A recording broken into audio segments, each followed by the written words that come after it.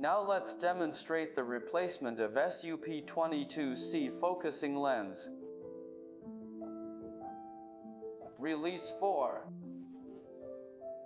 Fixing screws for the module.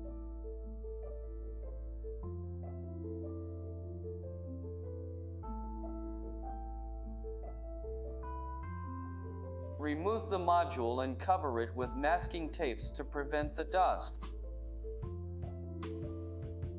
Remove the locking ring. When replacing the focusing lens, make sure that the convex side of the lens is facing downward. Double return locking ring. It will be after the replacement is completed. Put the module back to the torch. Tighten the 4 screws.